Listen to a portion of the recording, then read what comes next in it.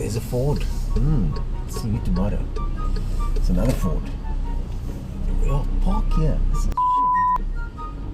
Please commentate below. Commentate? Comment? I'm the commentator. We need to comment on posts. What is up, guys? I am in a brand new VW Amarok Canyon, the special edition one that costs a lot of money.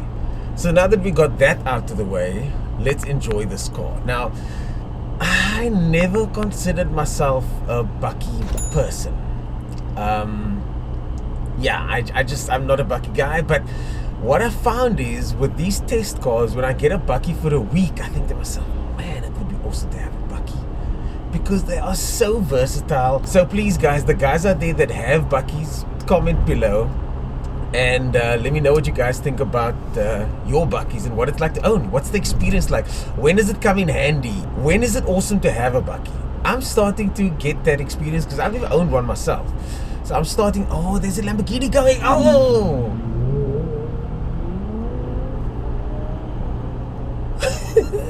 That's a Hurricane. He's in the neighborhood here somewhere, up here in the hills. So, Bakkies are awesome, okay? And I'm starting to discover that now. And this Bakkie might be one of the most awesome. I'm getting the Wildtrack next week, the Ford. And I myself would like to see the difference between these two Bakkies. So I thought I'd make a two-part video. And in part one, we're going to be talking about the Amarok. So what is there about this Amarok? Let's start with the bad stuff. The bad stuff is that even though it still looks modern, it's been around for like 10 years. So it's been around for a long, long time. And now slowly it's starting to date a little bit. Now, the reason Bakkies don't date fast is because before, Bakkies always stay the same. Like the Toyota Hilux was the same for like 30 years or whatever the case may be. Don't quote me on that, but you know what I mean. The Isuzu KB series, for years it was the same Bakkie, same interior, and people kind of like that. With the new Bakkies, especially with this and the Nevada, they tried, and the manufacturers tried to make these Bakkies more like cars. And one of them that is the most like a car is this one, the Amarok. Go to the dirt joke as we can. There's a road right there, but I'm just like, screw it, I'm on the dirt now. So now I've got the Ford Ranger, and now I get to feel what the difference is between the two, because I was really starting to get used to that Amarok. I was starting to like that Amarok. It's been a week with the Ford Ranger. Let me tell you what I dislike and like about the Ford and what the Ford experience has been like. So the Ford experience, you get in here and there are just buttons everywhere. Buttons here, buttons there, buttons on the wheel, buttons behind the wheel, buttons in the middle. There's a button on the side of the gear lever. And we'll get to the gearbox later. So this is the new 2-liter Ford Ranger, right? It's got the 2-liter engine and a 10-speed gearbox. In the Bakkie, I don't mind it too much because it's like a better version of a CVT gearbox. You don't even feel the gears. The thing just cruises along all the time. The Amarok's got 8 gears, which feels like a lot, but works because of the performance in the Amarok. This one here, on the other hand, is exceptionally comfortable. I mean, wow. I could just sit here all day. I don't like the fact that the steering isn't reach adjustable. There is a way that you can get comfortable in this car, and it just feels absolutely perfect. And you can just sit here for days and just drive.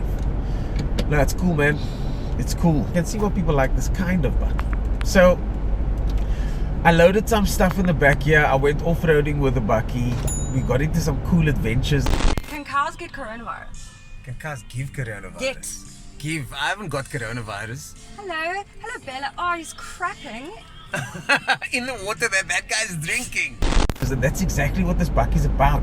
Like, you can do fun stuff whenever you want. And all of these Bakkies allow that.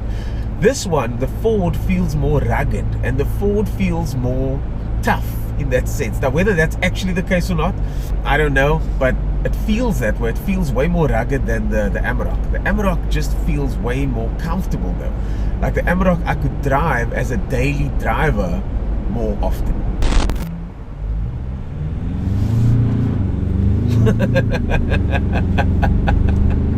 Put my foot flat now.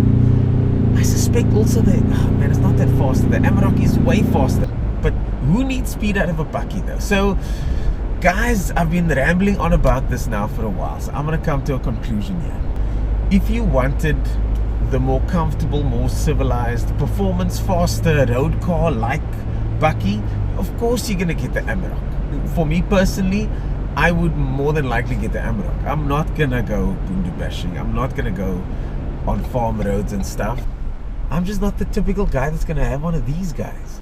I get why so many people buy this car. South Africa is a working country and this car gets people to work.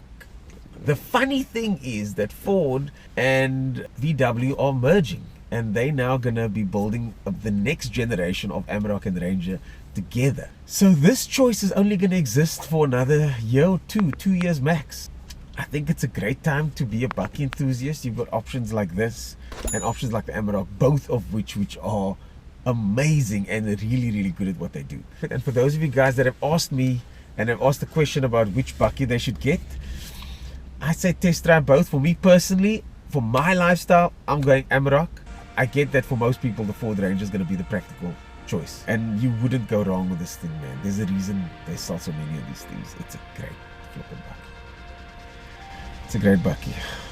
I've got an hour and a half left with it, so if you'll excuse me.